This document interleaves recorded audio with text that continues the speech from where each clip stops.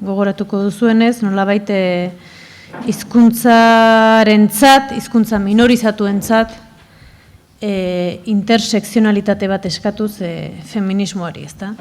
Bueno, Maria Reimondez testu horrekin ezagutu genuen guk, eta gerora sare sozialetan, eta bere berri izan dugu, eta bueno, orain ezagutu gara aurrez aurre. Lugokoa da bera, galiziarra, idazlea da, poeta da, eta itzultzaile eta interpretaria. Okerrezpanago, Bigoko Unibertsitateko feminarioa, feminismos, resistenziaz ikerketa taldeko kidea da, eta bertan dabil ikertzen. Bueno, liburuan dana bat ditu idatziak, 4 poema liburu, 6 narratibakoak, haur literaturako mordoxka bat, saiakerak eta itzulpen lanak beste hainbeste. Eta, bueno, sarritan, edo, bueno, guri gutxienez, gertatu izan zaigu, bai hizkuntzaren gaian bueltan, bai nazioaren gaiaren bueltan, eta baita ere feminismoaren gaiaren bueltan, askotan begiratu dugula, gertuko begirada bat bota dugula beti Kataluniara, pentsatuz, bueno, badugula zer ikasia, zer entzuna, eta zer ekarria, eta Galiziara apenas begiratu dugula, ezta? Eta behar badago eta bat niri bentsate sortu zait, agian gauza batzuetan ez ezagutza hori jakina gainditu behar dugula, eta gauza batzuetan behar bada Galiziatik zerikasi asko dugula, eta hainbat gauzetan behar bada gure neurrikoagoa dela Galizia, Katalunia baino, behar bada. Hau, gogo eta bezala botatzen dut. Beraz orain, Mariaren txanda, bere Galizieraz egingo du, jakina, eta alboan, Inigo Roke, itzultzailea, bueno, mila esker, guk eskatu, eta berak baietz esan digulako, itzulpen lanak egingo dizkiolako Mariari. Beraz? Eskerri asko, egunon. Bos días. Para min un placer poder falar a miña lingua, en primeiro lugar, e quero dar as grazas á organización por permitirme utilizar o meu idioma, o cal non é moi habitual dentro do Estado español. Lehenbizi antolatzaileei eskerrak eman, bere hizkuntza erabiltzen uzteagatik, Espainiako estatuan ez baita oso ohikoa. Pero, lóxicamente, non nos definimos dentro dese Estado, non? Entón, creo que xa partimos dunha base de entendemento común de certos principios. Baina, gu eskara estatu horren barrioan definitzen, eta orduan baditugu elkar ulertzeko printzipio batzuk. E tamén quería dar as grazas por cambiarme de posición, dado que son eu, como intérprete profesional, é o meu traballo, son eu normalmente quen interpreta, e hoxe estou sendo interpretada, e para min cambiar de posición é un proxecto político, e vou falar diso precisamente. Interpretea da bera lanbidez, eta beretzat ere bada aukera pozgarri bat aldatzea lekuz, eta interpretatua izatea, beretzat proiektu politiko badelako hori, eta hain zuzen ere hortaz hitz egingo du gaur. Titulei esta presentación Linguas que descentran, e vou empezar falando da hexemonía lingüística, e do que eu denomino o monolingüismo obrigatorio. Explicarei primeiro isto para despois falar un pouco tamén da miña posición, e falar dunha perspectiva dende a lingua galega destes temas que nos ocupan. Izena jarri diot deszentratzen duten hizkuntzak nire aurkezpenari, eta hitz egingo dut hizkuntza hegemoniaz eta elebakartasun derrigorrezkoaz, eta berak azalduko du bere posizioa zein den, bera galego hiztuna den aldetik. Creo que no contexto no que nos atopamos non é necesario sinalar que o discurso dominante, o contexto no que vivimos, é un discurso que promove de forma moi activa o monolingüismo e a hexemonía lingüística como unha forma de dicirnos a certas persoas que para acceder a dereitos ou para poder acceder a certas posicións temos que abandonar as nosas linguas, non? Berak esaten du, azkenian kultura menderatzaileek sustatzen dutela elebakartasuna edo nolabaiteko hegemonia, eta guk horri men eman behar diogula baldin eta eskubide batzuk eskuratu nahi baditugu. Isto acontece na nosa experiencia diaria como falantes de lingua non hexemónica dentro do Estado español, pero tamén acontece, como se mencionaba anteriormente, dentro dos propios feminismos. Mariluz criticaba o concepto do feminismo multicultural ou intercultural. Para min, a palabra a que lle teño máis alerxia é o transnacional, non? Que é un discurso monolingüe no que se pretende ou se quere facer pensar que todas participamos cando non é así. Berak bere eguneroko esperientziatik hitz egingo du hizkuntza ez hegemoniko baten ikuspuntutik, eta feminismoetan ere Mariluzek esan duen bezala, berak multikulturalitatea aipatzen zuen, baina berak esaten du berari transnazional izen ondoak eragiten diola iguin bera, horren bitartez parte egin nahi gaituztelako kanpoan utzita eta hortarako elebakartasuna sustatuta. E tamén falo do concepto do monolingüismo obrigatorio, que o comparo co concepto da heterosexualidade obrigatoria da Diane Rich, entendido como un proxecto político patriarcal, neocolonial e capitalista, é dicir, a promoción do monolingüismo non é unha circunstancia lingüística, senón unha cuestión política fundamental para calquera proxecto colonial e para calquera proxecto capitalista e patriarcal no momento no que vivimos. Elebakartasun derrigorrezko hori berak parekatzen du heteronormalismoarekin, ez? Ura ere derrigorrezkoa eta ez datorrez erezetik, asmo politiko garbi badago horren atzean, eta indar kolonialek edo jarrera kolonial eta patriarkaletatik hori sustatzen ari dira, elebakartasun hori.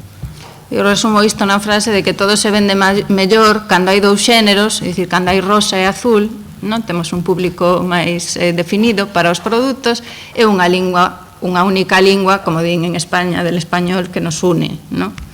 Porque así chegamos moito máis rápido ao noso público sen molestarnos, non? Os entes de poder. Berak esaten du hori laburtzeko, genero klase bi euki ezkero, bata urdina eta bestea arrosa, errezago saltzen dira, ez? Eta hizkuntzarekin ere, berdin uste da, ez? Hizkuntza bakarra eukita, hizkuntza horrek batu egiten gaitu denok, edo hori da bintzat, Espainian boteregunetatik sustatzen den iritzia. Entón, o meu objetivo é argumentar en contra deste contexto, facelo, tamén explorar algunhas implicacións e algúns exemplos dende Galicia, e facelo, como dicía, dende Galicia, que fronte a Euskadi e Cataluña un pouco como a irmá parva, moitas veces, non, que se nos transmite nos medios. Eu vou dar outra imaxe que a mellor non está tan difundida do que somos os colectivos de persoas galegofalantes e o que facemos dentro das nosas comunidades e tamén cara ao exterior. Berak hitz egin nahi du testuinguru horren aurka eta Katalunia eta Euskal Herriaren aldean Galiziak beti badu halako irudi bat inozentearen irudia, ez? Eta berak eman nahi ditu adibide batzuk erakusten dutenak hori ez dela horrela eta galizieradunak ere antolatu iten direla eta gauzak antolatzen dituztela.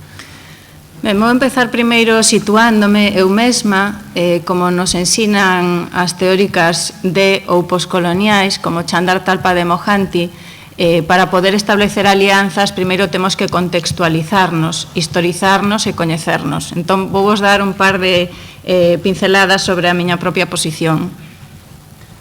Berak esaten du teorialari postkolonialek Mojartik eta esan izan dutenez, lehenbizi nork bere burua kokatu egin behar du, testu inguruan eta historian bere egoera nolakoa den erakusteko.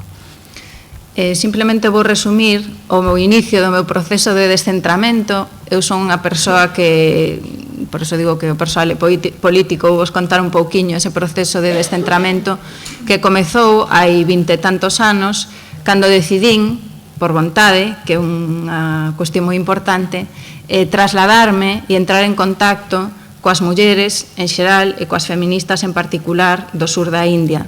E ese foi o inicio, digamos, dun proceso de descentramento epistemolóxico que continúa ata hoxe.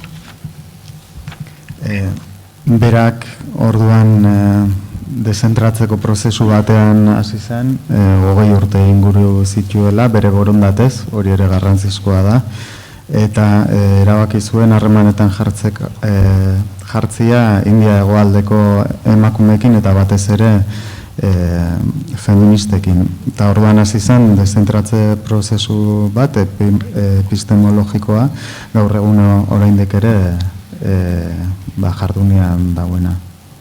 Pero tamén digo que político e persoal, no sentido contrario, porque seguramente eu non tería esa vontade se non vivise a experiencia de ser galegofalante en Galicia e de ter xa unha posición descentrada dentro da miña propia sociedade, non?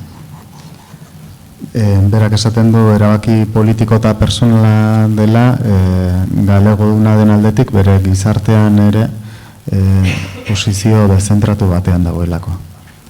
Isto axudaba xa moi de primeiras a entender, por exemplo, a cuestión que comentei antes de esa exixencia dos poderes de que abandonemos as nosas linguas para adquirir dereitos, é unha experiencia compartida por moitas mulleres e por moitas feministas en distintos espazos ao longo de todo o mundo, non só deste mundo que chamamos desenvolvido, o que Mohanty chamaría o 1/3 da poboación mundial, non?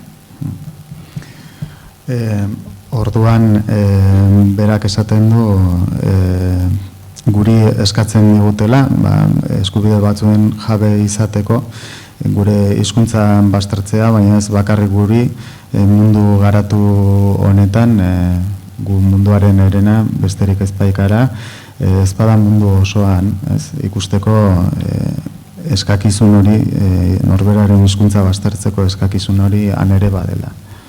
E a partir dese paso, digamos que a miña conclusión a todo agora é que descentrarnos, é o proxecto principal das feministas chamadas occidentais ou como calquera apelativo que nos queiramos poñer ou brancas, e que niso nos temos que implicar, e de feito, cando falaba antes Mariluz, expuña algunhas dúbidas sobre o uso das teorías feministas ou poscoloniais para nós, para as nosas comunidades.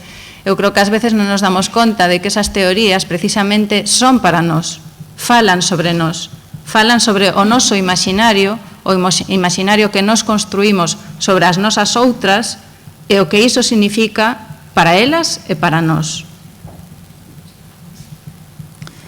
Bai, berak esaten du, urrats hori egin da gero ondorio nagusia dela mendebaldeko feministentzat egitasmo nagusia dezentratzea dela, ez? Eta zuri modura hortan implikatzea, lehen Mariluzek aipatzen zuen teoria postkolonialek nolabaiteko aplikatzeko lanak egon ditezkela gure gizarteetan, baina hain zuzen ere berak uste du guretzat pentsatutako teoriak direla, gure iruditeria sortzeko eta guk horren gainean lan egiteko. Pero bueno, espero que destes temas teñamos tempo para falar despois máis no debate. En calquera caso, eu vou regresar ao tema da lingua, no meu caso da lingua galega como punto de partida, desa descentralización do suxeito, ese descentrarse. E para iso é importante entender tamén que as linguas teñen cada unha a súa historia e as súas vinculacións, se crean as súas comunidades. Eu vou vos explicar moi brevemente un par de aspectos que son, que teñen que ver coa historia e coas características do galego e das comunidades que falamos galego para que entendades a vantaxa que temos a hora de descentrar o noso pensamento. Berak esaten du orain galegora bere hizkuntzara etorriko dela, ezinbestekoa delako Galizieraz mintzatzen den komunitate horrek nolako historia izan duen jakitea, nolako loturak sortu dituen, konturatzeko nolako abantaila daukagun ere, edo daukaten galego hiztunek beste batzuen aldean. Así como en otras comunidades lingüísticas existen conflictos, como falábamos antes, no tema, por exemplo, de clase ou de outra serie de espazos de discriminación ou, digamos, interseccións de discriminacións, no caso do galego está claro que o galego sempre foi, dende que deixou de ser lingua hexemónica no seu espazo, unha lingua de non poder. E vou explicar agora a que me refiro con isto. Beste hizkuntza batzuetan gatazkak sortzen dira hizkuntza baten barruan nolabaiteko bazterkeria dagoelako, baina galegoak utzi indio boterea izateari, hizkuntza hegemonikoa izateari bere inguru naturalean, eta gaur egun ez botereko hizkuntza bat edo algabeko hizkuntza bat izango litzateke, eta orain azalduko du zer den hori.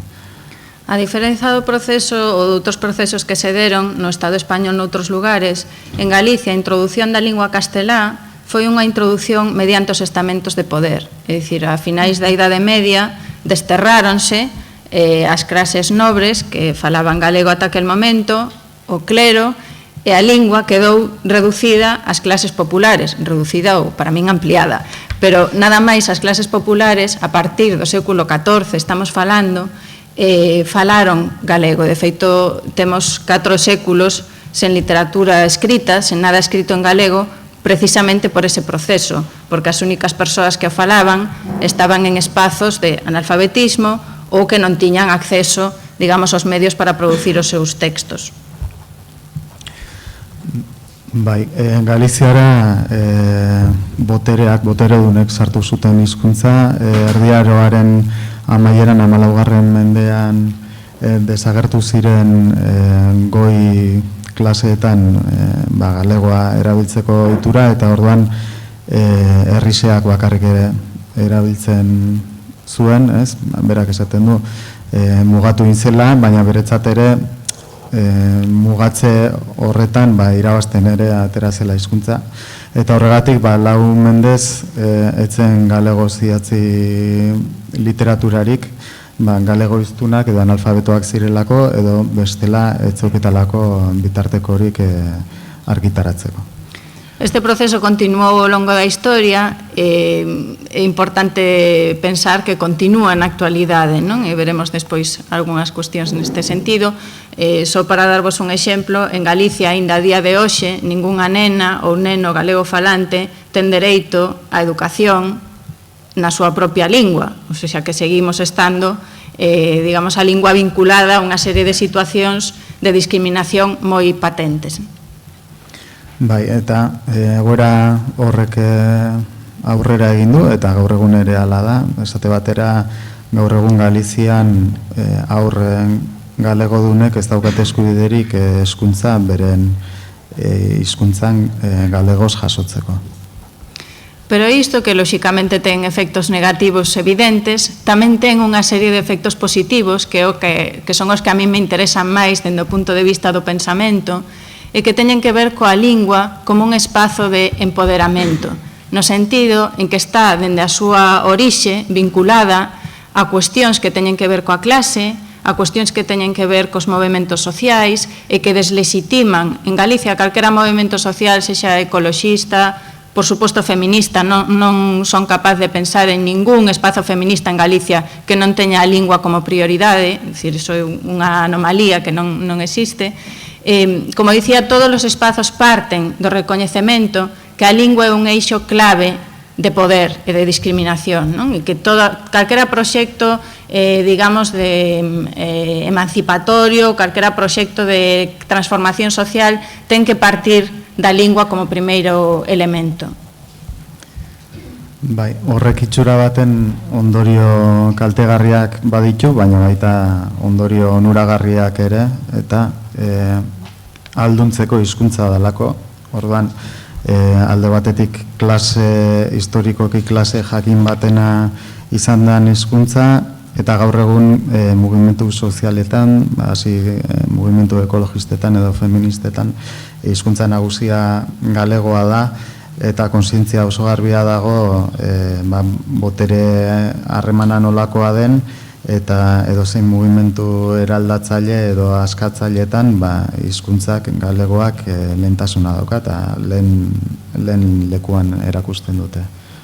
E tamén isto contribúe a que, en principio, ainda que despois veremos as fendas que existen, a base identitaria, o ser a lingua, é unha base identitaria aberta, é dicir, calquera persoa que fale galego se considera parte desa comunidade. Non é necesario ter unha religión concreta, unha cor de per concreta, unha orientación sexual concreta, porque a nosa base identitaria está na lingua, non nunha definición de nación que estableza esta serie de criterios, non? Bai, eta ikusiko dugunez, badira arrakala batzuk hor ibili behar direnak. Nortasunaren oinarria, beraz, irekia da, ez da oinarritzen ez erligioan, ez sexuan, ez bestelakoetan, ez bada hizkuntzan bertan, eta orduan identitate horren parte sentitzeko aski duzu hizkuntza jakitea. E en canto ao tema da clase e a visión feminista, a vinculación é tan estreita que a fundadora das nosas letras, porque a literatura galega foi fundada por unha muller, xa dixen que estivo 4 séculos en escribirse, cando se empezou a escribir, a primeira persoa en publicar en galego foi Rosalía de Castro. E os seus textos xa son unha crítica que eu chamo de 360 graus, é dicir, critica o xénero, critica a clase e critica, dende o poder clerical, por exemplo, ata mesmo cuestións de colonialidade, como podemos ver nos textos en castelán como El caballero de las botas azules.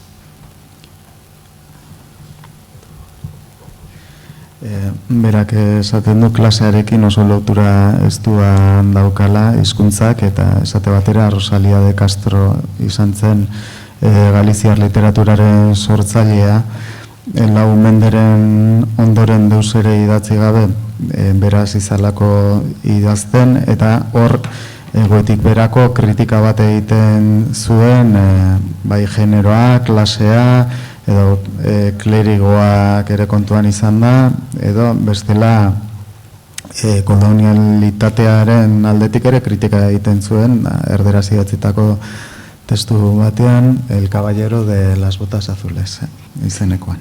Bueno, trouxemos aquí uns versos de Cantares Gallegos e o inicio, é dicir, este é o texto fundacional da literatura galega e quen ten a voz é a meniña gaiteira. E a partir de aí, pois xa podedes sacar conclusións, non? Hemen daukazu testu bat fundatzailetzat edo hartu ditekena, eta hor hitza ematen zaio gaita jotzen duen neskatiko bati, eta hortik ondorioak atera ditezke errez. Ben, pois isto ha sido un xeito moi resumido, unha panorámica para agora entrar a ver as fendas e as tensións que existen, sobre todo dende o punto de vista feminista, neste discurso que acabo de explicar. Hori aurkezpen moduko bat izan da, ikuspegi zabaldu bat egiteko, eta orain arrakalak eta tensioak erakutsiko ditu diskurso hortan agertzen direnak. Bueno, non vos vou dar todos os exemplos que poderían ser moitos, pero sí que está claro que dentro do discurso nacionalista galego-patriarcal se intentou, dentro dese contexto, orientar, digamos, as lecturas, mesmo, por exemplo, de Rosalía de Castro, facer unha lectura en que encaixase nos marcos da visión patriarcal, digamos, da nación, non? E isto chega ata a actualidade polo feito de que podemos ver, polo feito de que a Real Academia Galega segue estando integrada maioritariamente por homes, e que o Día das Letras Galegas, que é un evento que se celebra o 17 de maio para celebrar precisamente a publicación de Cantares Gallegos e que se dedica cada ano a un autor, mellor dito, en 50 e pico anos, só se dedicou a 3 mulleres e agora vai ser a cuarta o ano que ven, María Victoria Moreno. Bueno, adibide asko eman ditezke, nazionalismo edo abertzaletasun galego patriarkalak irakurketak bideratu nahi izan ditu jakin, ikuspegi jakin batetik, da esate batera Galiziako Errege Akademian gehienak gizonezkoak dira, maiatzaren 7an urtero ospatzen den letra galegoen egunean, egun hortan beti autore bat hartzen da eta omenaldia egiten zaio, 50 urtean 3 emakume bakarrik aukeratu dira eta aurten 4. bat izango da. María Victoria Moreno. María Victoria Moreno. 2018. Datorren urtean hori izango da. Ben, o que pasa é que como partimos da base que expliquei antes, a penetración do discurso feminista no nacionalismo galego é bastante máis elevada que noutros espazos. E fronte a isto, pois xa hai uns anos que se fundou, o que fundamos, porque eu tamén formo parte, a plataforma de crítica literaria, que non lle poñemos feminista porque a outra patriarcal e non debería interesarlle a ninguén, a SEGA, que de feito empezamos a facer, en vez de o Día das Letras Galegas, o Día das Galegas nas Letras, para visibilizar e facer a nosa festa, na nosa maneira, e honrar cada ano a unha muller. E o curioso é que no ano 2015 celebramos a María Victoria Moreno, que é a autora que o ano que ven a Real Academia vai celebrar e difundir durante todo o ano. Bueno, ala ere, diskurso nazionalistan feminismoa asko zere sartuago dago, beste inguru batzuetan baino, eta esate batera, ASEGA kritika lantzeko sare moduko bat sortu zuten, ez zioten feminista izena jarri, patriarkala ez litzaielako inori gaur egun interesatu behar, eta esate batera emakume galegoak letretan eguna ospatzen dute urtero, eta 2015an Maria Victoria Morena omendu zuten, eta hori bitxia da ez, erakusteko nolabaiteko eragina izan duela orain Galiziako letren egunean ere ospatuko delako edo omenduko dutelako datorren urtean. Pero para min hai unha tensión que aínda me interesa máis, que ten que ver co discurso colonial e decolonial. Porque moitas veces, cando pensamos precisamente na utilidade das teorías decoloniais para comunidades como as nosas, tendemos a velo, e hai agora esta tendencia da visión da España poscolonial, non? Que é unha corrente de pensamento para ver como afecta as distintas nacións que están neste momento no Estado, velo, digamos, de forma interna, non? Como utilizar as teorías poscoloniais para entender a nosa propia situación dentro dun Estado. Eta badira tensio batzuk, beretzat interesgarriak direnak, eta esate batera Espainia postkoloniala edo nolabait barrutik aztertzeko postkolonialismoaren ikuspegitik zegoeratan dauden estatuaren barruan dauden herriak, ez? Pero para min, como alguén que se descentrou e que levou o seu corpo e o seu pensamento a outros lugares, interésame máis, como dicía antes, analizar as teorías feministas, pos ou decoloniais para ver a outra cara das nosas comunidades, que é a nosa participación na colonización e na neocolonización. Bai, bera deszentratuta, bere gorputza eta pentsamentua goratu inzituen, eta beretzat asko zer interesgarriagoa da, feminismo postkolonialaren edo dekolonialaren ikuspegitik jakitea nolako eragina dokagun guk neokolonizazio horretan, ez? Eu creo que precisamente esta dobre característica que teñen espazos como o noso nos permite ter unha visión, un espazo vizoso para desenvolver proxectos e discursos que realmente sexan máis complexos, porque temos esa dobre posición que nos obriga a ter tamén unha visión máis complexa das interseccións, que é do que tamén queríamos falar nas xornadas, como se explicou. Bai, orduan gure egoera oso konplexua da, bitasun horregatik, ez? Eta orduan derrigortuta gaude elkargune edo intersekzio hoiei heltzeko pixkat egoera ulertzeko. E é precisamente este espazo o que permite que aparezan proxectos singulares. Non podemos esquecer que Galicia é a orixe do que eu chamo Imperio do Mal, coñecido como Inditex popularmente. Claro, como cidadás que estamos vivindo neste país, neste espazo, aínda que obviamente non creo que Inditex se considere unha empresa galega, considerarase unha empresa española, como é evidente, pois para nós, como cidadás dese espazo, a nosa responsabilidade cara as nosas outras tamén ten que ser igualmente próxima, non? Porque a fin de contas os cartos que fai Inditex invírteos en Arteixo, é dicir, na nosa proximidade. Entón, temos aí unha responsabilidade que explorar importante. Eta guk badaukagu ezin nahaztu dezakegu, esate batera Inditex Galizian dagoela, eta gaizkiaren imperioa, berak esaten dion bezala, bere burua segurutik ez duela galegotzat hartuko espainiartzat baina berak lortzen dituen, bere negoziotik lortzen dituen diruak Arteixon Galizian inbertitzen ditu, eta hartara nola ere implikatuta gaude horretan, eta helduin behar diogu kontu horri. E aquí teño que falar brevemente, por forza, deste espazo singular que é implicadas no desenvolvemento, que é unha organización que nos definimos de cooperación feminista, pero que parte dunhas bases moi distintas das organizacións de cooperación internacional ou ONGs, como lles queiramos chamar, non? Bai, eta espazio berezi hoietako bat garapenean dabilena, lankidetza feministaren ikuspegitik, gobernuz kanpoko erakunde nazioartekoetatik pixkat aparte, bera implikatu da alako elkarte batean, ez?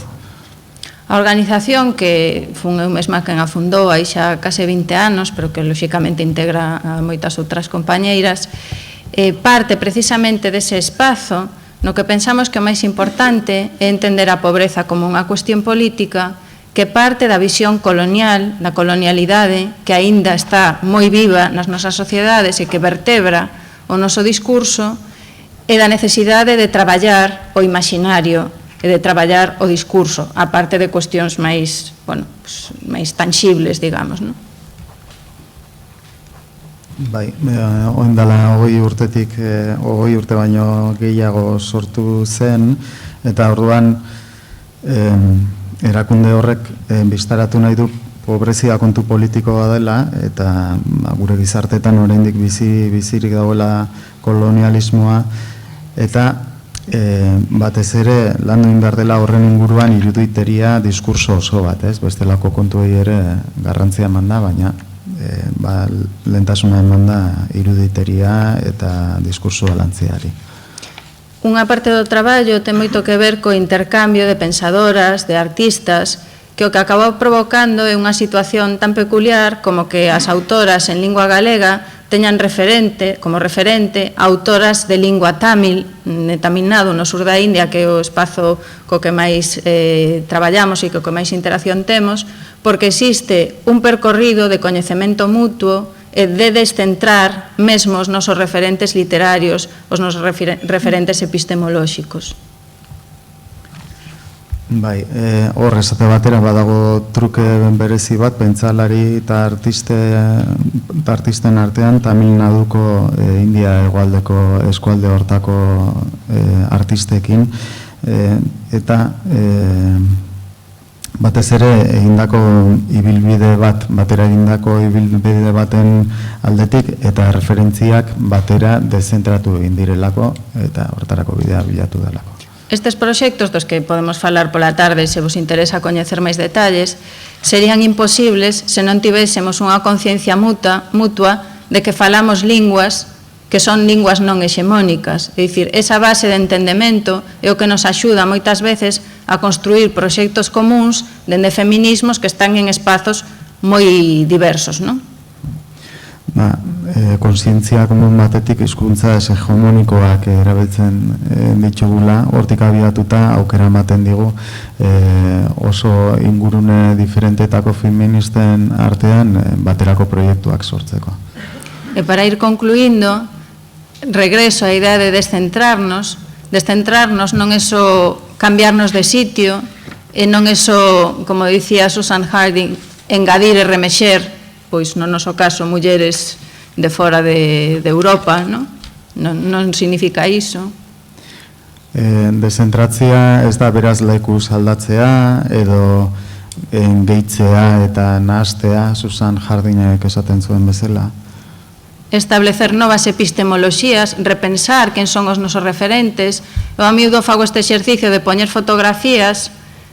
Claro, a xente coñece a cara de Virginia Woolf, coñece a cara de Rosalía de Castro, coñece algunhas caras, pero se poño a cara de Mohanty, seguramente ninguén vai saber quen é, ou de Nemeca, ou de calquera outra autora que saía das nosas fronteiras, non?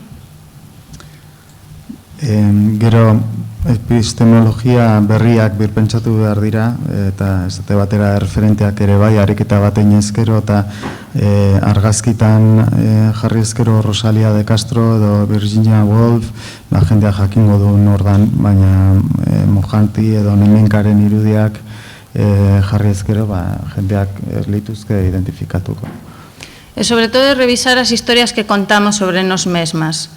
Por exemplo, no caso de Galicia, a nosa historia sobre a migración que foi en moitos casos colonial, en moitos países, e que entrou en conflito cos movementos, ás veces de liberación nacional ou outras cuestións. E tamén dentro dos feminismos, eu son totalmente reticente e belixerante a este discurso europeo ou eurocéntrico de dicir que o feminismo empezou en non sei que século, que hai 3 vagas, que unha é non sei que, cando iso é totalmente unha ficción occidental, e con mínimo que abramos os ollos e que esteamos en contacto cos movementos feministas noutros espazos lingüísticos, veremos que, por exemplo, en Tamil Nadu, no século X, había mulleres que xa estaban escribindo sobre cuestións feministas dentro do seu contexto lingüístico. Polo tanto, as linguas eu sempre digo que son como un funil que nos permiten ver o mundo, cantas máis falamos, máis grande é o funil, pero a ficción de pensar que como falamos unha lingua hexemónica xa entendemos todo, pois o que está creando son ficcións coloniais, como esta do feminismo e as súas vagas ou etapas, que facemos, difundimos isto a todas horas, por todos os espazos. Eta orduan erronka gure historiaz jardutea da, esate batera Galizian migrazioari buruz, askotan migrazio koloniala izan dena, eta kasu batzutan ere lekuetako tokiko mugimendu askatzaileekin ere gatazkan sartu dena, baina baita feminismoaren barruan diskurso eurozentriko hori beretzat ezin eramana da, hiru olatuen kontu hori, hori azkenean mendebaldetik ikusitako egitura bada, da, berak esaten du esate batera 10. mendean Tamil Nadun bazirela feminismoaren inguruko gogoetak eta egiten zituzten idazle eta milak, ez da. E, polo tanto, descentrarse e tamén establecer novas alianzas, deixar de pasar polos mesmos centros. Antes falaba Marilu desa imposición, por exemplo, do inglés no mundo académico e fora del tamén, como un centro polo que temos que pasar, ou dentro do Estado español, pois sempre o castelán como a lingua pola que hai que pasar para despois sair ao mundo, isto que se nos di constantemente, cando en realidade este proceso de descentrarnos o que implica é que o mellor as nosas alianzas están noutros lugares moi distintos e que estamos todas pulando por cousas semellantes sen conexión. E aí non me vai dar tempo agora a falar moito disto, pero quero deixalo para o debate. É fundamental o papel da traducción feminista e poscolonial, porque a traducción é tamén autora de moitas violencias patriarcais e coloniais. Polo tanto, o importante non é só traducir, senón facelo dende unhas bases críticas que xa digo que non teño tempo agora a explicalas con detalle, pero sí que quero deixalo aí para que o teñamos en conta, que hai que a traducción é, digamos, a nosa ferramenta para poñernos en contacto, pero temos que ter moito cuidado dende onde se fan as traduccións.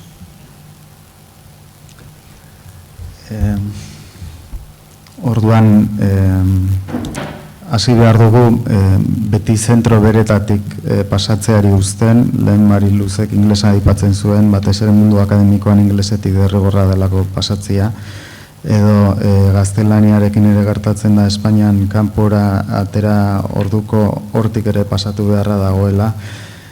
Konturatu behar dugu, aliantzak beste leku batzuetan daudela, gauza bera lortu nahian aritzen garelako, eta orain astirik ez dagoen arren, eta geroko eztabaidarako behar bada utzi beharko dugu, itzulpen patriarkal kolonialak oso sarri egiten direla, oinarri kritiko batzuk ezarri egin behar dira, bai itzulpenak kulturak harremanetan jartzeko tresna bat dira, baina ikusin behar da nola eta nondik egiten diren alakoak. E, bueno, isto foi así de xeito bastante breve, por forza superficial, a miña maneira de intentar a repoñerme o discurso no que por desgraza convivimos, non desa visión do monolingüismo e da hexemonía lingüística, e de intentar entender que precisamente as nosas linguas, por seren non hexemónicas, son as que nos dan unha chave para establecer proxectos emancipadores e para cambiar o discurso dos centros e das periferias e os discursos hexemónicos. E grazas tamén a Íñigo polo seu apoio.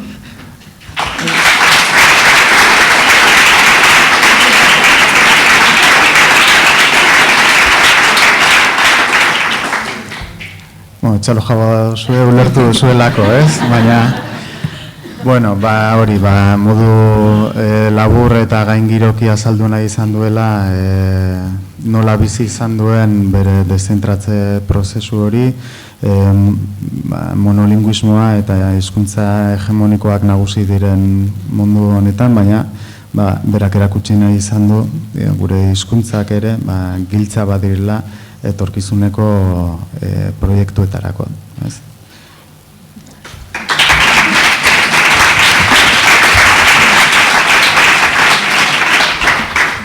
Eskerrik asko Inigo, eskerrik asko Maria, eta, bueno, hemen, aliantza berri bat hasten da. Eta orain, goizeko azken hitzaldia, Itziar Gandarias.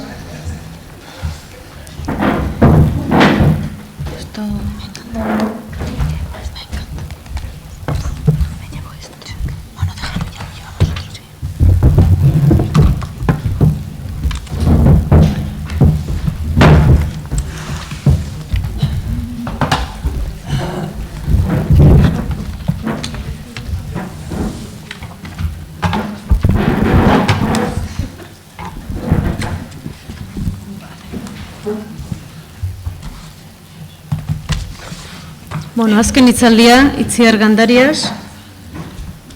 Itziar Gandarias Deustuko Unibertsitatean irakasle da.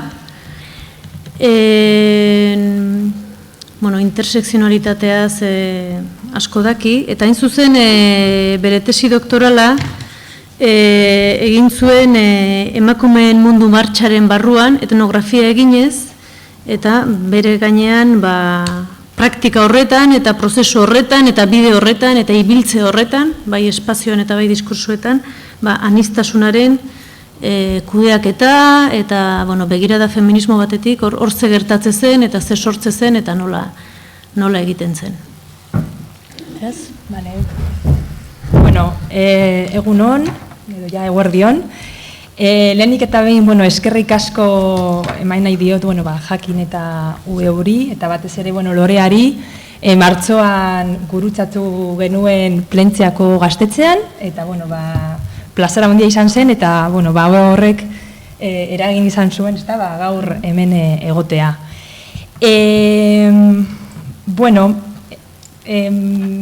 Bilbotik etorri naiz, eta egon naiz pentsatzen nola aurkeztu, eta justu, intersekzionalitateari buruz hitz egingo dudan esan dut, bueno, ni gaur ona nola nator, ezta? Eta egia esan da ez dut nahi kategoria bat aukeratu baizik eta posizio desberdinekin nator, bai? Emakumea, bilbotarra, hiri batekoa, eta horretan ere bai gero sakonduko dut. Mundu martzako kidea, baita ere mundu akademikotik nator, irakaslea, eta, bueno, nik ustut sortea euki dut, alde batetik, Euskal Herriko mundu martzako plataforman militatu egin dut, eta beste alde batetik, sortea euki dut, tesia horren inguru egitea, eta hausnartu hor zer gertatzen ari ginen, eta baita ere praktiketatik teoriara bueltara eta teorietatik praktiketara. Orduan, esan beharko dut, ez natorrela bakarrik, alde batetik, hemen mundu martzako kideak daudelako, eta beste aldetik, abotz asko eta kide asko izendatuko dudalako, eta haiekin elkarrizketa bat edukiko dudalako. Niretzako ere bai erronka handia da euskaraz egitea, naiz eta niretzako mundu martza izan da euskalduntze prozesu bat, baina egia da, ni tesia eta pentsatzea eta irakurtzea beti gazteleraz, batez ere, eta Mariluk aipatu duen bezala, batez ere ingelesa, eta interseksionalitateri buruz ingelesez gauza pilo bat dago. Orduan, ere bai erronka polita eta, gogotsu, euskerarekin, euskaraz egitea eta euskaraz pentsatzea itxartze hau. Hasteko, ez da egin nola hau? Pasatzeko, hemen bakatu.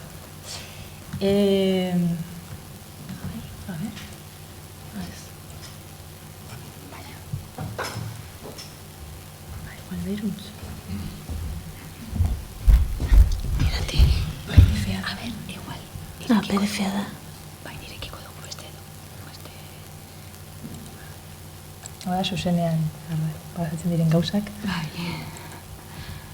Nik uste dut honekin nobetu pasatzen. Bale, bai. Eta nik uste dut bestela honekin pasatzen.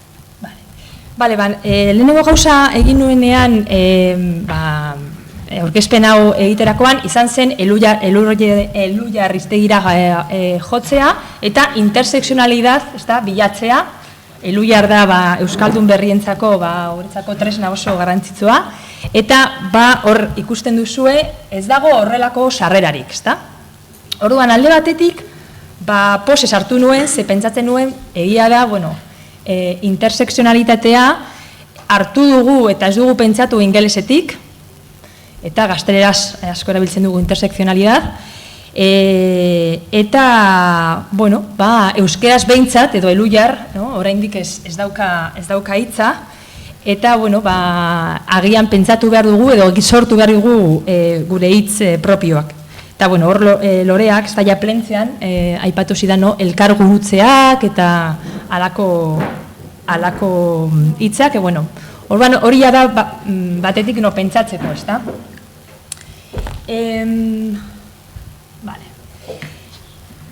Nire aurkezpena bi atal aukiko du, alde batetik bai gustatuko litzaidake konpartitzea gaur eguneko ditugun keskak, interseksionalitatea nola erabiltzen ari garen, ze nik uste dut batzuetan ez dugula ulertzen, oso ongi zer den, eta orduan konpartituko dut, esango dizuet gehiago badira zalantzak eta galderak, eta bai bigarren atala izango da, interseksionalitatearen, batez ere interseksionalitate politikoa, lurreratu Euskal Herriko mundu martzan eduki eta edukitzen ari garen prozesuan. Ikusten duzue hor batez ere jarri ditut, autore anglo eta europarrak,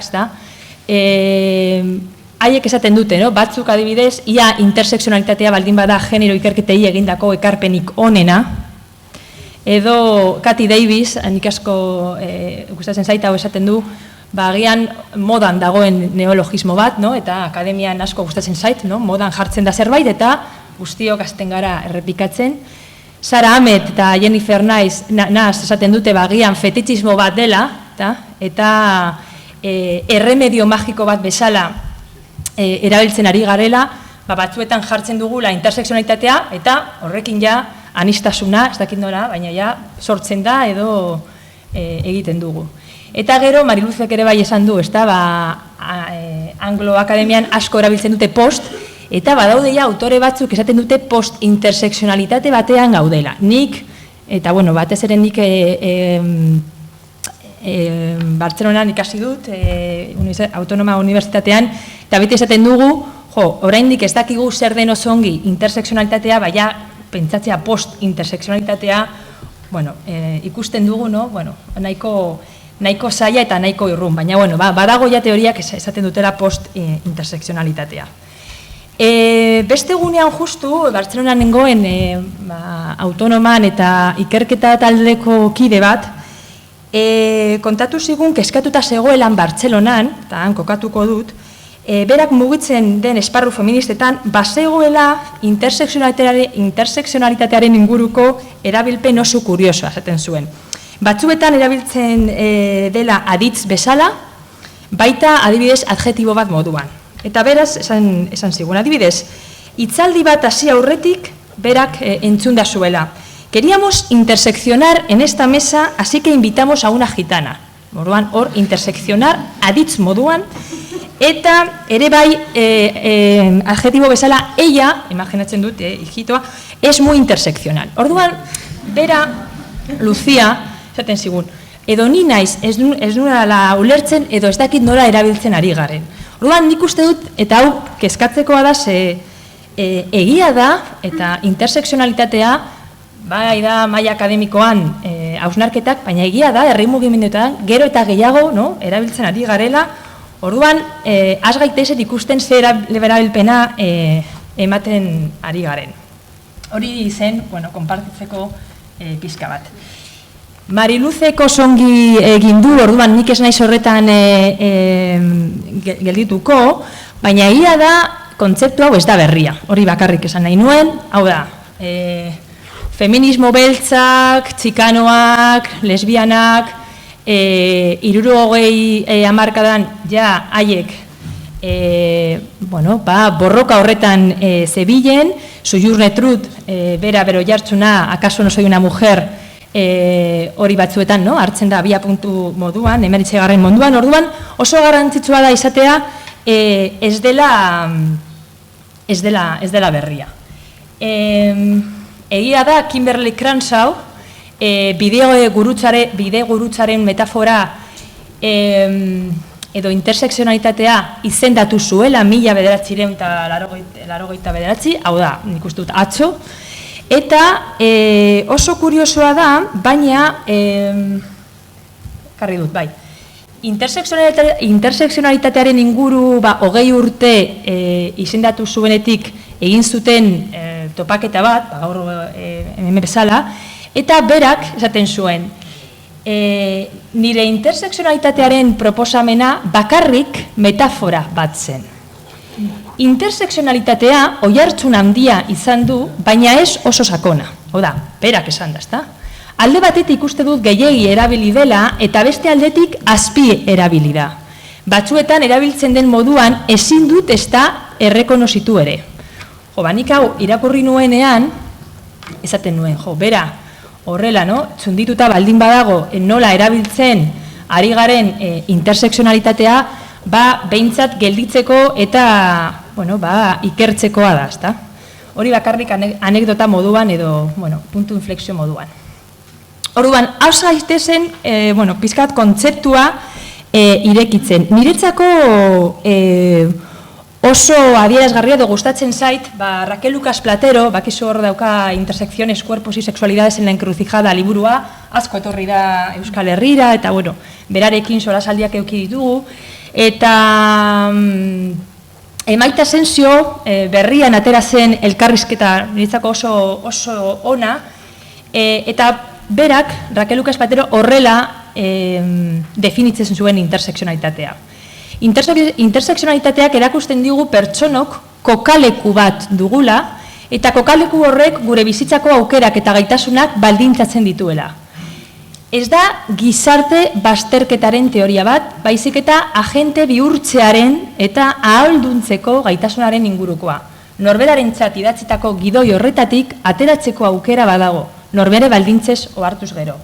Interseksionalitateak badu transformatzeko balmena. Ohartzen zaren neurrian, ez zarela zeu bakarrik, baizik eta zu ezaugarri batzuekin, abagune batean beste pertsona batzukiko harremanean. Eta orain niretzako oso garrantzitsuan da. Beraz, aukera ematen du norbere buruaz beste modu batera pentsatzeko. Bueno, nik uste dut, eta gero badakizue, bera pizka bat esaten du, gurutzen metafora pizka bat geratzen dela motz, hankamotz, eta proposatzen du marainaren metafora lioa esateko, ezta? Hau agian nik uste dut, bisiblea dela, baina gero hau, aber nola joaten gara, no? Hiloak, askatzen, ezta? Baina, bera proposatzen du metafora hau. Orduan, niretzako zer da garrantzitsua, berak ere, Raquel Lucas Patero, aipatzen du, interseksionalitatea privilegioaren teoria ere badela. Azken batean, privilegioa eta bazterketa, ez da, aldi berean gertatzen direlako. Eta nik uste dut, eta ere bai aipatu da hemen, privilegioaren inguruko oso gutxi hitz egiten ari garela, hausnartu dugula, eta batez ere, eta gero hori azpimarratuko dut, interseksionalitatea erabili dugu, askotariko zapalkuntzak sufritzen duten pertsonengan. Eta nik uste dut ere bai privilegioaren teoria da, eta aukera ematen duela privilegioari buruz hausnartzeko, eta batez ere ze mekanismoak mantentzen eta erreproduzitzen dute privilegioak. Orduan, niretzako zeintzuk diren pizka bat interseksionalitatearen kostatzen da, esatea hitza, bai. Itxusia da, bai. Lehenengoa botere harremanen teoria da. Eta, hau niretzako oso garrantzitsua izan da, ze batzuetan hasten zaigu interseksionalitatearekin boterea, esatea edo boterea aipatzea. Hau da, botere harremanak ezberdin afektatzen zaie pertsonei testu inguru jakin batean dauden dominazio baloreen arabera. Arrasismo, klasismo, eta adibidez kapazitismoa, gizarte antolatzaileak dira eta ezberdintasunak eta definizioak sortzen dituzte. Adibidez, beltzen eta zurien artean, gorputz pobre edo aberetzen artean, desgaitasuna duten pertsonak edo ez duten artean. Baina bereizte hauek, eta hau garrantzitsua da, ez dira beti jarduten modu berean, baizik eta kokaleku eta testuinguru soziohistoriko batetik azalaretzen dira. Orduan esan dezakegu, adibidez, batak ez daki etorkina dela muga agertzen ez den arte. Eta uste dut garrantzitsua dela.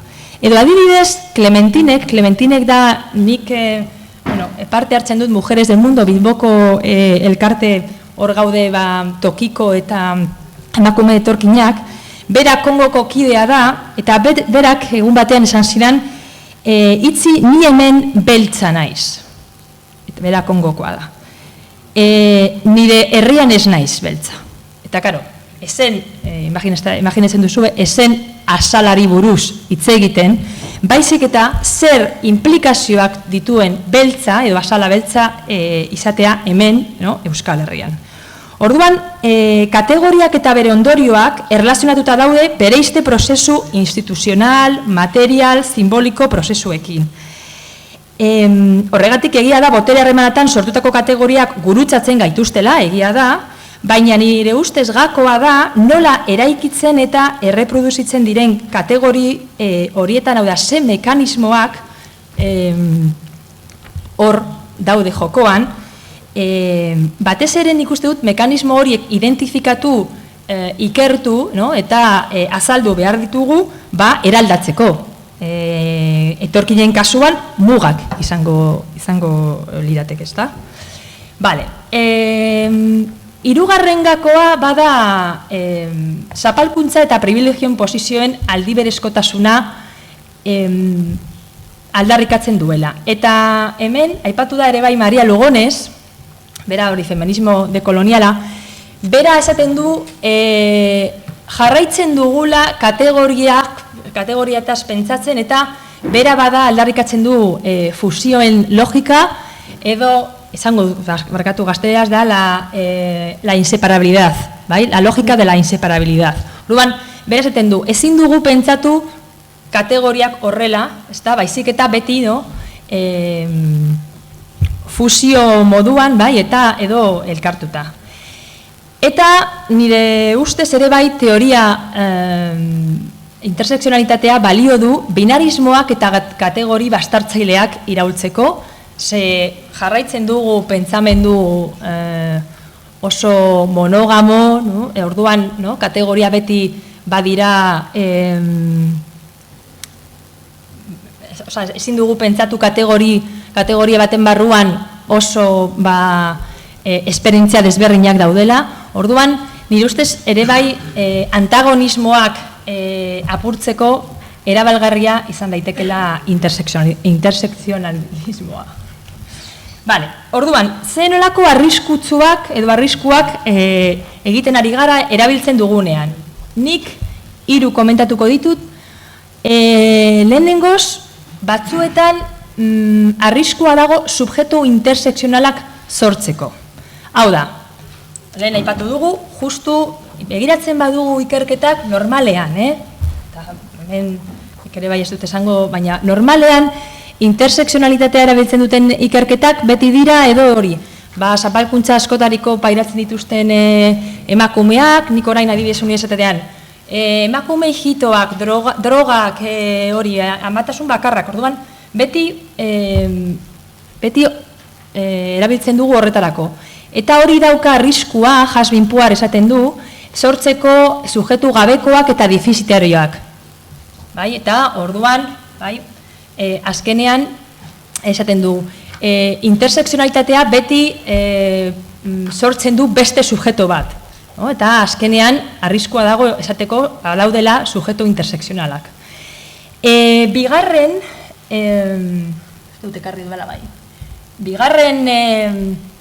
arriskua da zapalkuntzen konpetizioa, bai? Edo ere bai Raquel Lucas Patero esaten du olimpiada bat, ezta? Bueno, eta honetaz asko dakigun nik uste dut. Hau da, ze zapalkuntza edo ze borroka dauka lehentasuna, bai? Feminismoan horretaz asko dakidu eta asko pairatu dugu. Orduan, bueno, nik uste dut hemen bai da garrantzitsua, bueno, jerarkizazioa, da? Galdera, badaude adibidez kategoria batzuk unibertsalagoak direla? Zergatik adibidez ez dakit idazten dugunean, no? Ateratzen zaigu batzuk errezago, egia da beti, no? Gure testuingurua markatuko duela, baina hor nik uste dut garrantzitsua da batez ere, bueno, nire interesatzen zaidan gaierako, hau da, aliantzarako, pentsatzea hor arriskua bat daukala eta batzuetan ematen du konpetizioan batean gaudela. Eta hirugarrena, eta hau oso ere bai aipatu da, bada diferentzien erretorika handia dago, edo anistasunaren erretorika.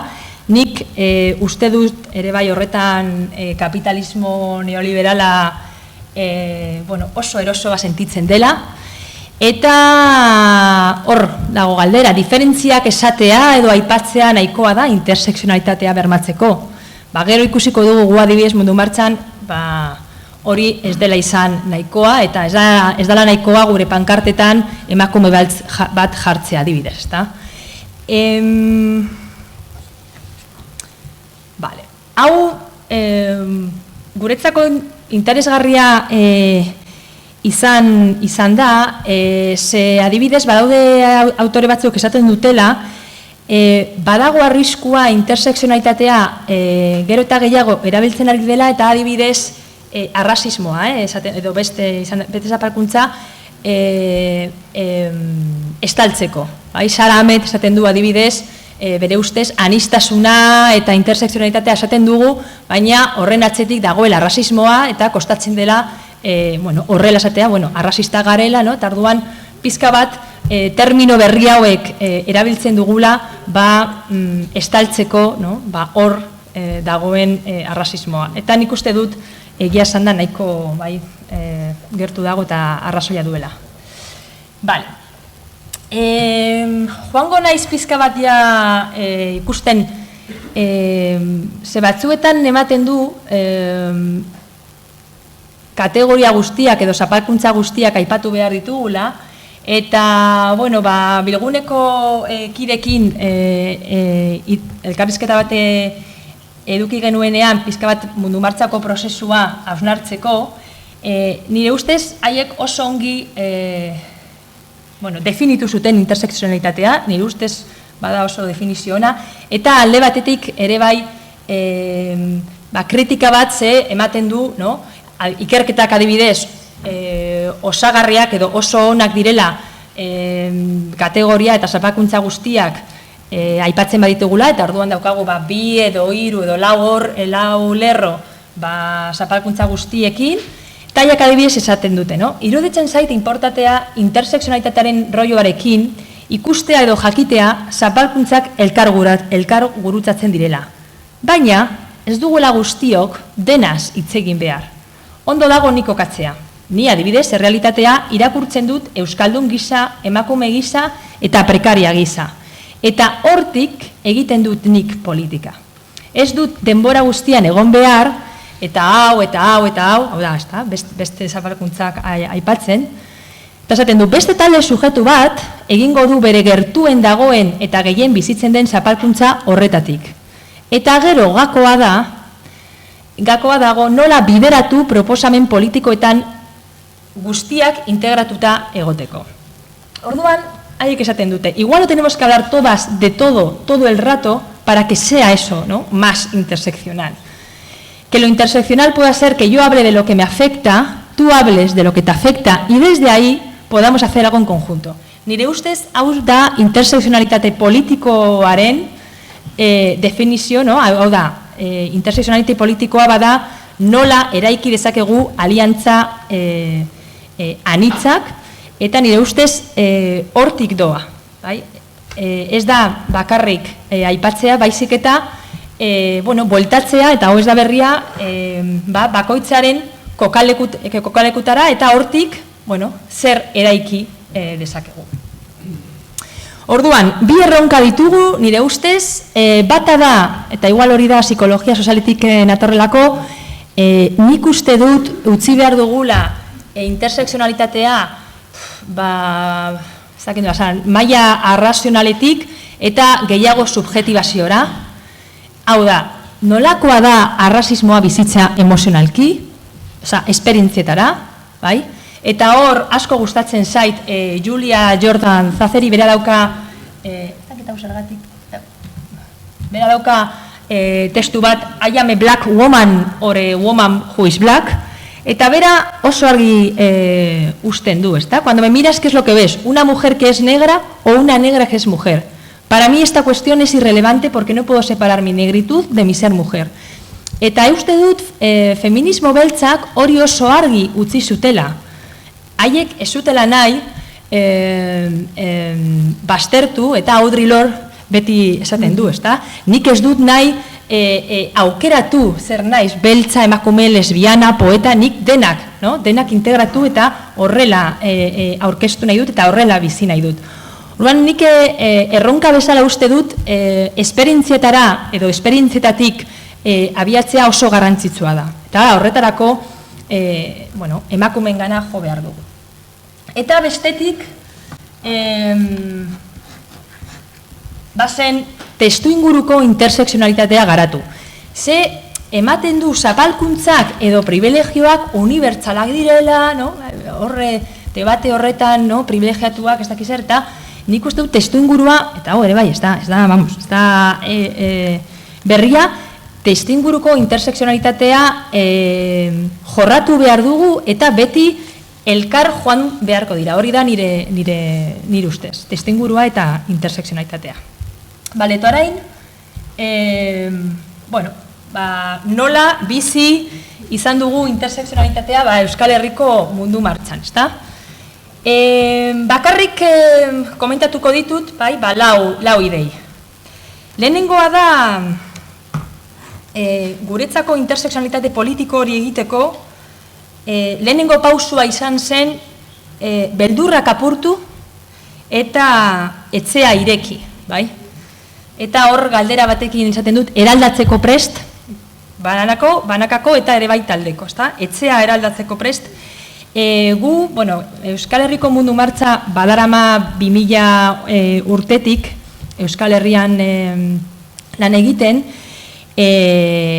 hausnarketak asko egiten praktikatik, baina egia da orain dela 4 urte hasi ginen prozesu bat, non hor zeuden emakume eta taldea konturatu ziren eta autokritika bat egin zuten, Euskal Herriko mundu martxa izan behar zela anitzago, eta orduan batez ere atea ireki zuten talde feminista autonomei, emakume etorkinak, eta beste emakume taldei. Eta, justu hor, autokritika prozesu hori gurutzatu zen nire tesiarekin, edo tesi hasierarekin, eta baita ere, Mujeres del Mundo, emakume etorkinak osaturiko taldean, bazegoen keska bat oso urrun sentitzen ziren espazio feministetik. Eta, bazi ziren pentsatzen nola, gerturatu gaitezke, eta, ze prozesua has gaitezen. Eta orduan, hor, hasi ginen nik uste dute oso ongi ez genekien nola izango zen, baina ni egin dituen narratiba batzuk talde bakoitzarekin, eta narratiba horietan beti diskurtsoak ziren oso antagonikoak, haiek eta guk. Haiek, ez dakigu lertzen zergatik emakume etorkinak ez direla izendatzen feministak, edo bestaldetik haiek beti esaten dute gonbidatzen gaituztela, baina gu ez dugu horrela sentitzen. Orduan beti zen, nik ikusten nuen, diskurtsoak oso antagonikoak haiek eta guk. Orduan, honetaz pizka bat bai hausnartu nuen tesian, zer da etxea irekitzea, zenira erratibetan askotan, hemengo euskaldun taldeak, feminista taldeak esaten zuten, gure atea beti irekita dago. Eta karo, nik esaten nuen, baina zer da atea irekitzea eta zer da gonbidatzea, ze gauza bada email bat botatzea eta asamblea batera gonbidatzea, baina gero nola sentiarazten diogu besteei eta nola sentitzen da espazio horretan. Eta adibidez asko pasatzen zen, gonbidatzen zaituzte, baina gero ez zaituzte kontutan hartzen, eta karo, hori da nik uste dut hausnartu behar dugu eta autokritik bat egin behar dugu geure buruari, karo, nahi dugu besteek, sartzea gure etxean, baina guk mugitu gabe, edo etxea mantendu, etxea ez mugitu, edo nik ez naiz mugituko, hau da, nik uste dut aniztasuna ekartzen du erosotasunetik ateratzea. Eta egia da, batzuetan militantzian oso erosoa gaudela, baina betiko jendearekin, betiko funtzionamenduarekin, betiko hausnarketak, betiko arazoak, eta nik uste dut Euskal Herrian hau gertutik bizi dugula. Eta bestaldetik, emakume turkinentzako, hau izan zen mugimendu, bi aldetako mugimendua. Ze haientzako beldurrak apurtzea zen, eta haiek esaten dute, nosotros cruzamos la puerta, eta horrela esaten dute, eta ekarriko dute Mujeres del Mundo. El primer paso en la marcha ha sido enfrentarnos a nuestros propios miedos y temores que teníamos, como siempre nos venían frases de seguro que no nos van a escuchar. Pero se ha acabado el victimismo. Con la marcha nos hemos dado cuenta de que no tenemos que ser víctimas de nada. ¿Que nosotras queremos estar ahí en la marcha? Pues vamos, no tenemos que esperar a que nos inviten. No tenemos además que pedir permiso, porque si nosotros nos quedamos criticando que no nos invitan, no cambiamos nada y seguimos igual. No? Orduan, baita ere bai mugimendu oso, nik uste dute balienteak izan direla, eta ez denok, eta hau esango dut ere bai, badaude pertsona batzuk, mugimendu hau egin zutenak, baina egia da garrantzitsua izan dela bi aldeetan aurrera pausu edo pausu hauek egitea. Horregatik, Katalinek oso ondo esaten duen bezala, Katalin Miner Medeakokoa, esaten du, mundu martxan prozesuan konturatu ginen, anistasuna ez zela bidea, baizik eta anistasuna borroka zela. Eta nik uste dut oso ondo bera definitzen duen gu bizi izan dugun prozesua, ezta? Gu konturatu ginen gure borroka, mundu martxako borroka behintzat, anistasuna zela. Anistasuna lantzea, anistasunarekin, zerbait egitea, ezta? Eta horrekin lotuta, bigarren ideia izango zen, ez gara biktima bakarrik eta ez gara biktima bakarrak. Eta hemen intersekzionalitatea guztiz sartzen da. Alde batetik ematen du emakume euskaldunak, ezin garela, aldi berean, emakume zuriak ezin garela aldi berean izan zapaltzaile eta zapalduak, momentu ezberdinetan, ematen du emakumeak garenak eta zapalduak gaudenez, esaten badugu zapaltzailea garela, pizka bat ezabatzen dela zapalduak garela. Ez dakit ulertzen zaidan, baina, pizka bat ez dugu oso ondo ikusten aldi bereko hori, ezta? Eta horretarako topaketak eta presentzia oso garrantzitsua izan da. Eta nik deitu diot honi privilegioak gorpuztu egin dugula. Gu badakigu privilegioa garela, hori jakin badakigu. Baina beste gauza bat da bizitzea. Eta bizitzea bestearekiko eta sentitzea privilegio hori. Eta ekarriko dut gainera hemen dago saioa, bilgunekoa, berak, konpartitu zidan bere esperientzia mundu martxan. Mundu martxako espazio askotan sentitu dut privilegietuta naizela.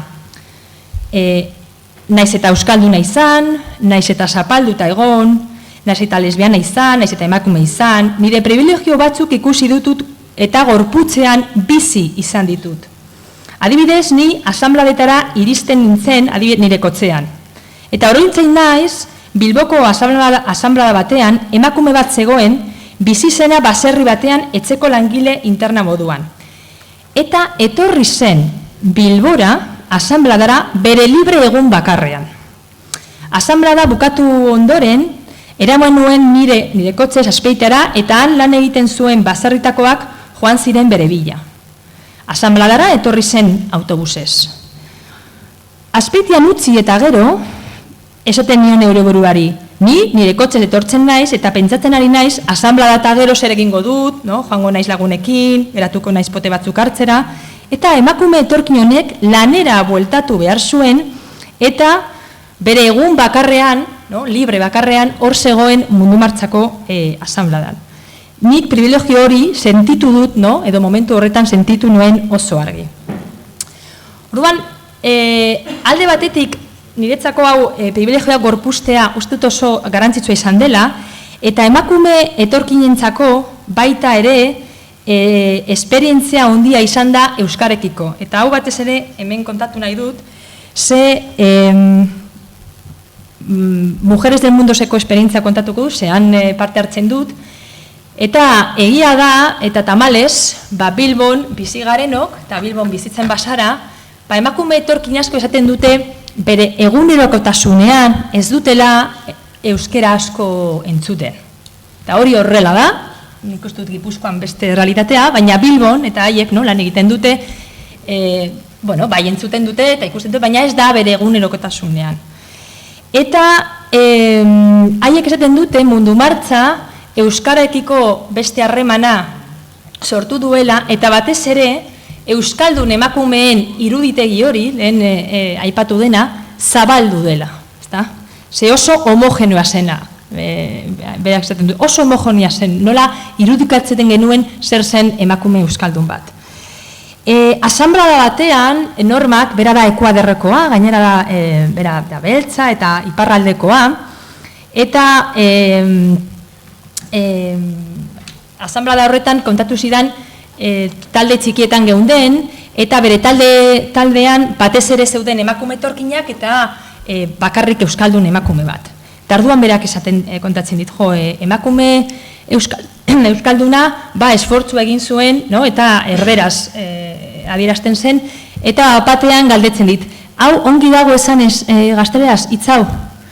Eta nik geratu nintzen flipauta, nik, gero berak kontatu zidan, joan nintzen etzera pentsatzen, niretzako ere bai, inposatuta da, gazteleraz, eta orain nago, nik berari laguntzen, edo, behintzat, eta gainera bera esaten dit, eta, karo, kosta egiten zaio gazteleraz hitz egitea, eta ni, bai, badaude hemen, Euskal Herrian, pertsonak non ez dute menperatzen gazteleraz. Eta berarentzako hori, mugimendu bat, edo begirada zabaldu zuen, batez ere hori ze iruditegia zuen emakume euskaldunak. Eta nik uste dut, alako esperientziak txikiak, eta batzuk esango zuen, nik uste dut oso adierazgarriak, eta benetan hor gauzak aldatzen direla. Joango naiz bukatzen, eta hirugarren ideia da aniztasuna asko kosta egiten dela, eta kosta, guk beti izaten dugu mundu martxa, kosta denbora, lana eta dirua.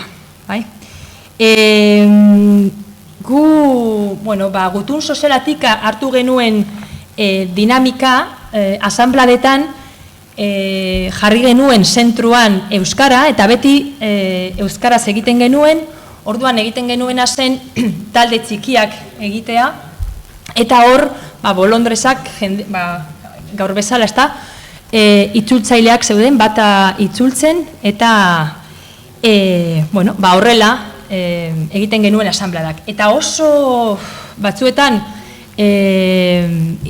nahiko, ez dakit esan, baina guretzako, esan zen, uste dute, justu argazki honetan, Donostin,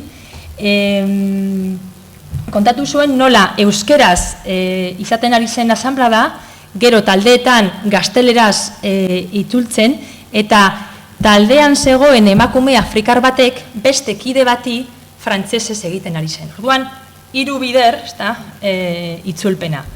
Halakoak bizi izan ditugu, horrekin dakartza batzuetan zailtasunak, gauzak igual astiroago doaz, batzuetan gauzak ez dira ulertzen, baina justu prozesua hausnartzen ari ginenean, kide batzuk esaten zidaten. Pentsatzen dudanean momentu horietan, hau da, susurratzen ari naizen momentu horietan, niretzako izan dira emakume etorkinekin gertuen bizi izan dudan esperientzia. Hau da, azkenean ezin duzu itzulpena, egin behar duzu baju eta ezin duzu asko abotza igo, eta gainera azkenean ez da itzulpena oso profesionala. Eta orduan batzuetan horretan hasten zara komentatzen. Eta zuk uste duzu hau arrazoia duela, eta berak esaten zidan. Niretzako izan dira oso espazio intimoak, eta hor, harremanak egiteko espazio eta une garrantzitsunetariko bat. Eta honekin, konektatzen nuen nik Sara Ahmet, bera esaten du behar dugula espazio, intimitatearen politikak, las políticas de intimidad, edo Loreak oso ondo esaten duen bezala, gertutasunaren politikak. Eta hori bai, azkenean, horrek sortzen duelako alde batetik ez bakarrik fizikoki elkarrekin gaudela, baizik eta emozionalki ere bai elkartzea eta elkar ezagutzea.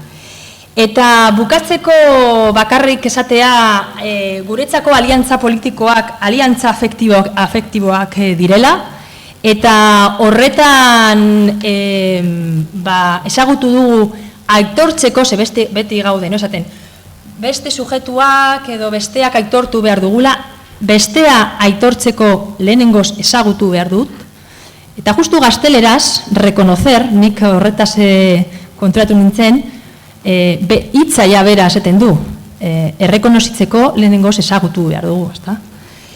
Eta horretarako guretzako esaten dugunean aliantza emozionalak edo aliantza afektiboak bada konfliktoa egongo direla, desadostasunak egongo direla, hanka sartuko dugula, eta gu hanka sartu dugu pilo bat, eta jarraitzen dugu, eta batzuetan ez dugu ikusten gauzak, baina oso hortan oso garrantzitsua da, adibidez guretzako, zaintzatik kritikarako espazioak eraiki. Hau da, jendea esatea, hau pasatu da, sentitu naiz horrela, ze bestela ematen du ezin dugula, edo dena ondo egin behar dugula, eta guretzako kritikarako espazio babestuak, esango genuke, erronka bat da, baina bai pentsatzen dugu hortik metodologia bat garatu aldugula. Eta horrekin bukatuko dut, kide bat esaten duen bezala, metodologia bat eraiki behar dugu, ¿no? Por ejemplo, que cada cierto tiempo se junten las mujeres migradas y nos den un toque a las vascas. Necesitamos esa interpelación. Luego el trabajo de modificarlo, por supuesto que es nuestro, pero que nos digan, mira, llevamos un mes reflexionando sobre estas cosas que han pasado y ahí os lo quedáis y veis vosotras cómo lo resolvéis. Esta interpelación es clave, porque el movimiento tiene que enriquecerse. Y para enriquecerse lo que necesita precisamente son esos quiebres. Eta, alako irudiarekin, justu Jose Mizumalabeko topaketa batean eman nuen hitzaldi bat, eta hitzaldiaren irudia egin zuen Iratik, eta orduan, hemen konpartituten nahi nuen, zebera klabeak hor irudikatu zuen. Eskerrik asko, eta, zuri.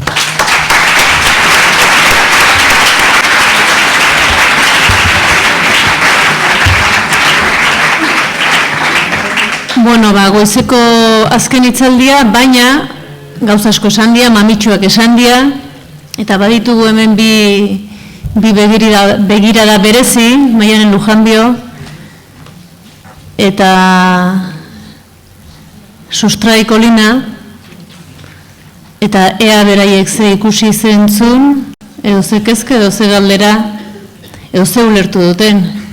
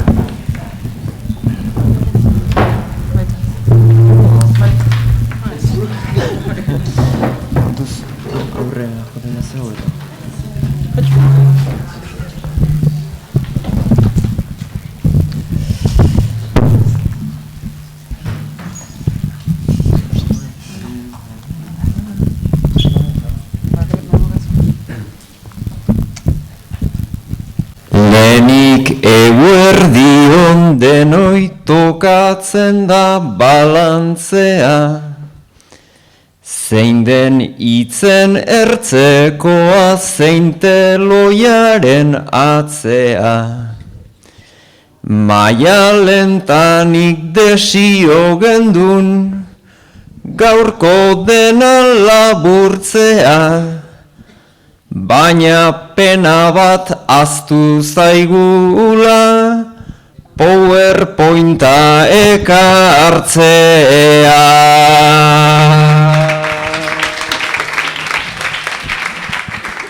Irakasleta aditu, bata bestean segira, ta gu PowerPointik ez da jendea guri begira.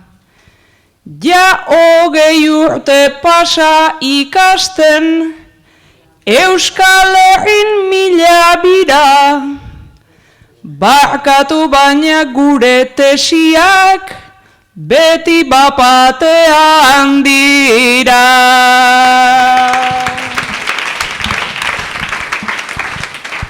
Goizean etorri gara hitzeman gendun bezala, gure baitara begira, goiza aurrera joan ala. Klasertaineko gizon zuria, ta heterosexuala, momentu hontan ni sentitzen naiz oso intersekzionala.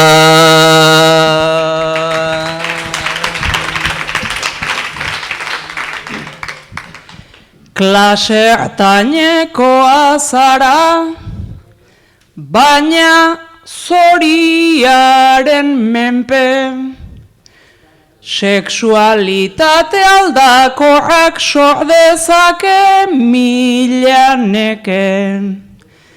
Gizona ere dudakoa da, eta ez egia bete, zuriarena ere inkluso, dena alda daiteke.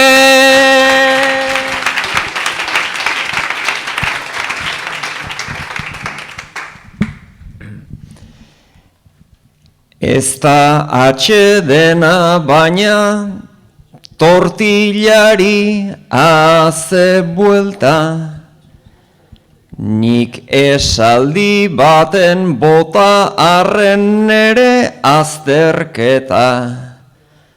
Zu proposatu didazu bueltan egitea aldaketa, basko posten naiz ni aldatzeko, desiatzen nago eta.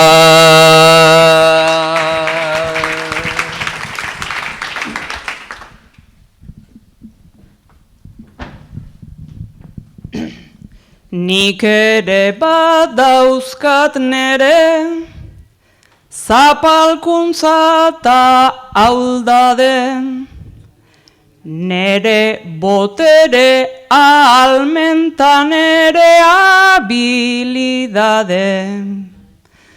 Ta zapalta aldatzeko gogoa doai haundia gu horren jabe.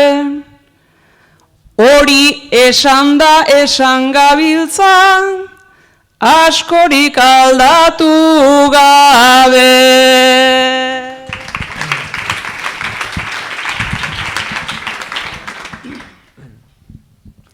Aldaketak ekartzen du zarata eta burrumba,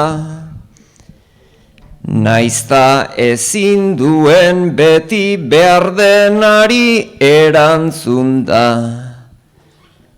Berriz zurekin harritu egin naiz, juntzaren tokira junda, ikastaroa hasi baitugu, zure zita bat entzun da.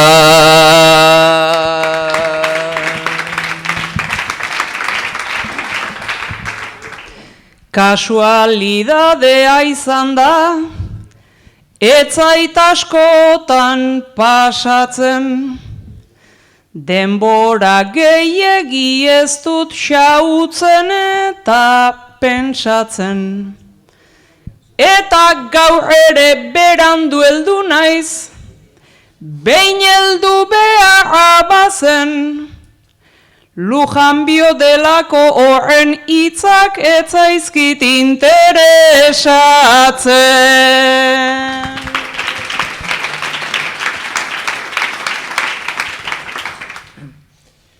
Bajakin diskursoa izan dela ederra mardula, seinalatuz eraikuntzak dakarren puntu ahula. Ta personalki aberastu nau, Maialen Bejon deizula, lehen ez nekien ta orain badakit, futin egiten duzula.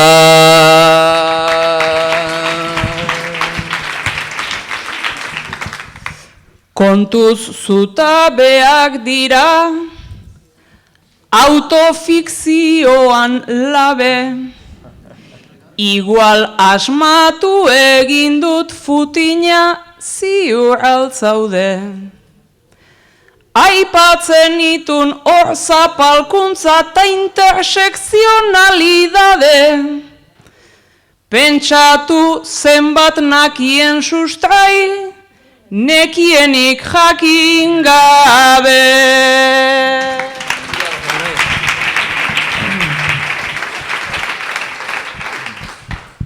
Nik ez dut dudan jartzen zeurezko nibela, etzen nuen alferrik behin jantzi txapela, baina uste dut luzatzen hasiak gaudela, ta ikusten da jendeak gosea duela, ta ikusten da jendeak gosea duela.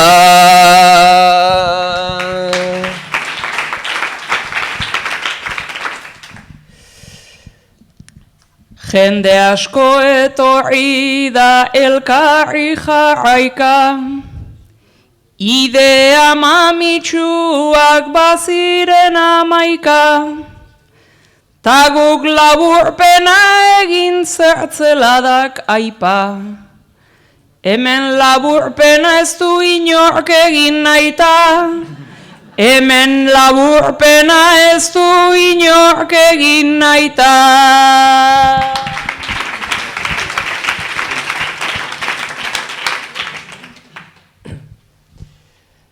Baina noizbait joango da bazkaritara, ta orduan laburtzen hasiko algara, zeren pentsatzen hasi nauzu lagun jada. Hauen alimentua pensamentua da, hauen alimentua pensamentua da.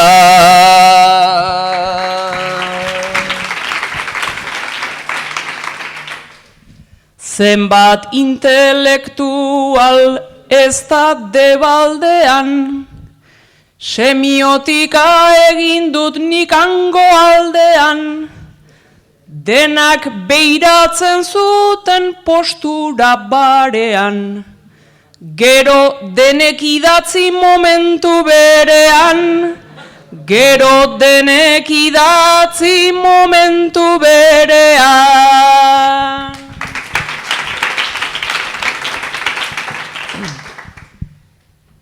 Babai hola pasatu zaizkigu lau ordu, aizen bat pentsamentu ta apunte modu, mundua hola soilik liteke konpondu, kuadernoa ekartzeak asko balio du, kuadernoa ekartzeak asko balio du.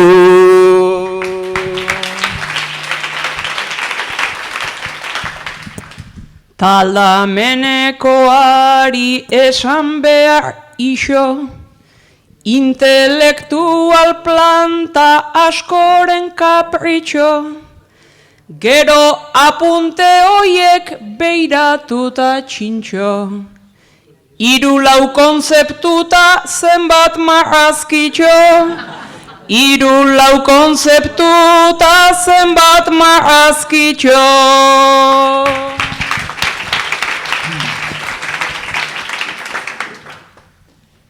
Tarteka bihoztxo bat ondoan bi arku, itxasoa bihurtu pentsamentu barku, ez alzara sentitzen jakintxu frustratu, gureaz ez du inorka punterik hartu, gureaz ez du inorka punterik hartu.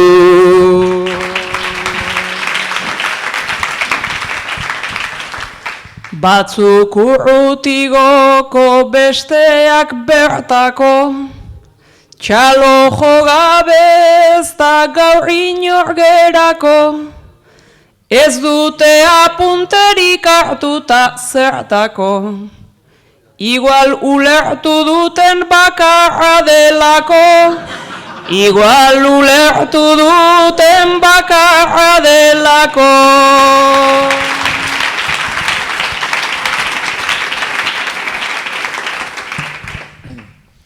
Goiz osoa pasatu ideien neufrago, begiak iste harta jasaten luzaro, ta gurea ulertu omen dute klaro.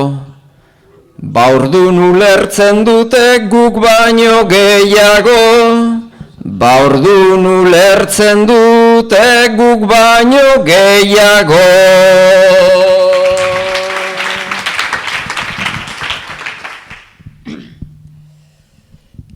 Kalte egiten baitu ideien barauak, gaur hornitu bergaitu egunak ta gauak. Hemen gaude aditu eta enparauak, Andrek eskatuak ta gizonen rolauak, Andrek eskatuak ta gizonen rolauak.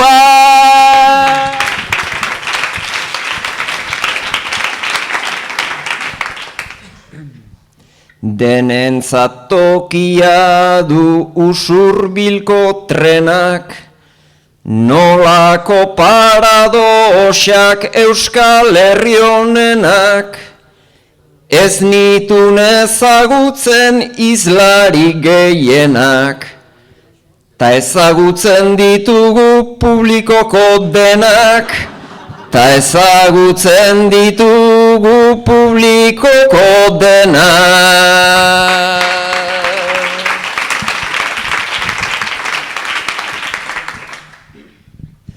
Hor daude errigintza zaharren gakoak, publikokoak dira bertakoak, ez ditugu ezagutzen hor jarritakoak. Sustrai ez geralako akademiakoak, sustrai ez geralako akademiakoak.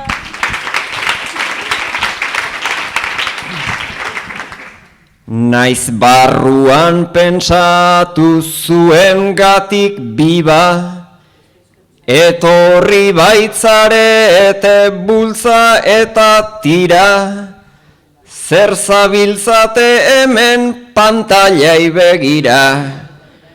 Aiskiriak Iruñan San Ferminak dira, aiskiriak Iruñan San Ferminak dira.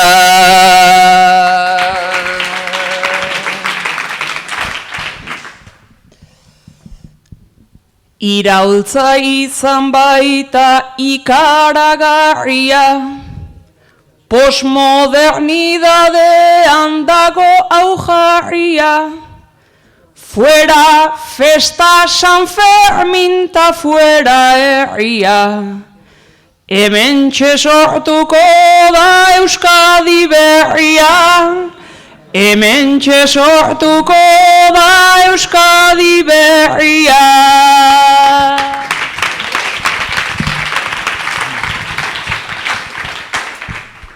Ta behar dugun liderra zuzara Maialen. Ez dena ailegatzen garaia baino lehen, Baina dena dakina iritsi ondoren. intersekzionalidadeanik ez dakit zer den. Hitz horrek bersotako ez digu balio, Ez da kabitzen eta zer remedio. bederatzi silaba aldauzka serio. Baina kabitzen ona dugu lujanbio. Hitz hori aldatzea komeniko zaigu. Entzun dedanez gure loreak oinai du. Ta lorearen nahiak behar dira zaindu. Ez da aldatzen errexia pentsatzen da aigu. Bihar eguerdirako baietz guk asmatu. Saiatuko garenik etzazu susmatu. Rotondaratu edo bide gurutzatu. Keba horrek ez dizu ongi funtzionatu. Rotondan ibiltzea bueltaka, bueltaka. Normalki nondik irten jakin ez da kaka.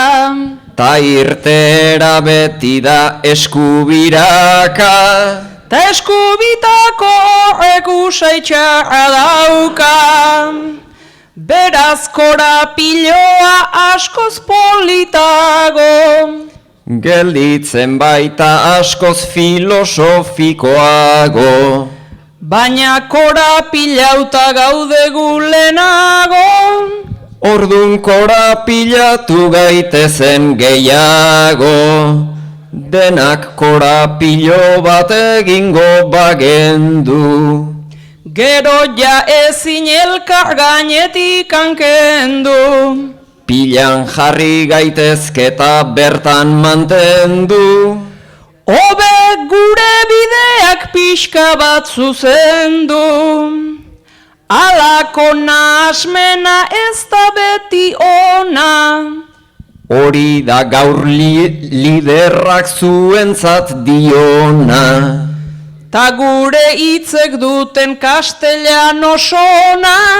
Belarrira heltzen dena ez da gero broma.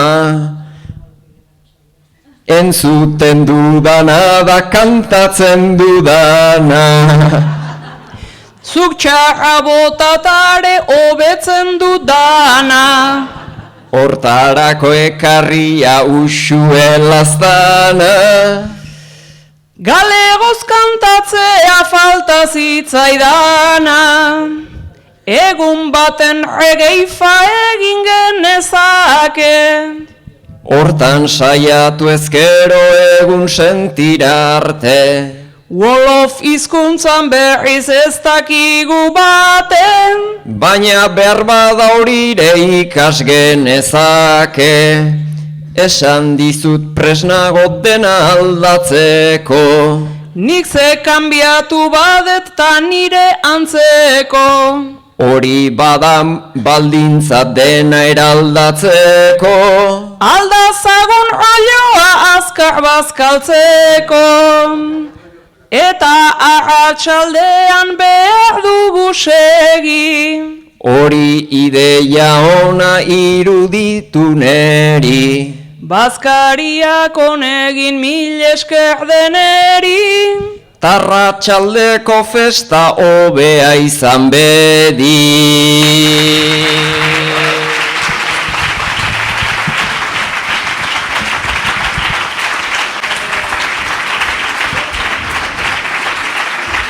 Bueno, eskerrik asko. Maialen eta Sustrai. Bueno, bazkaritara orain, tiketak eskutan hartu, elkarrekin jungo gea. Eta 3:30 hasiko dugu arratsaldeko saioa.